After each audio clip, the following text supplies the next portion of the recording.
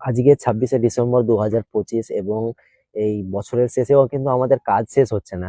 এই আজকে চলে আসলাম সন্ধ্যা করে আলিপুর সেন্ট্রাল জেল।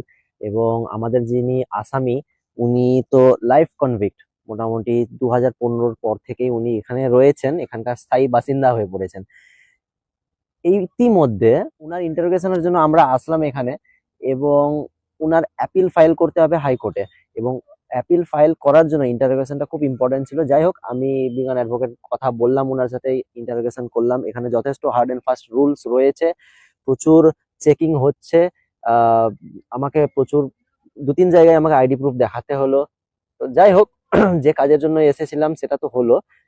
আর সাথে এসেছেন আমাদের দাদা। দাদা, কিছু বলবেন?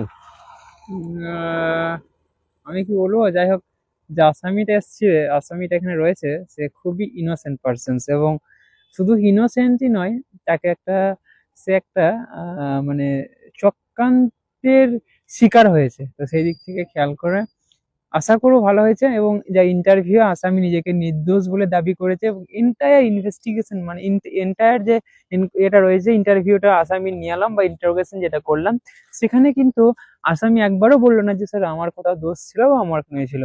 যাই হোক, এখন সে বলে না, বিচারের বাণী নিভিতে নির্ভয়ে কাঁদে। তো দেখা যাক এখন কি হয়। আপিলের হাইকোর্টে, অনারেবল হাইকোর্ট কি বলে সেটার জন্য আমরা ওয়েট করব। এটা হচ্ছে আলিপুর জেল, যেটা বর্তমানে এখন বারুইপুর জেল নামে মানে পরিচিত রয়েছে। এবং সামনে যেটা হচ্ছে সেটা হচ্ছে প্রেসিডেন্সি জেল। এটা হচ্ছে এটা প্রেসিডেন্সি জেল, এই এদিকে, যেটা একটু অন্ধকার করে আছে।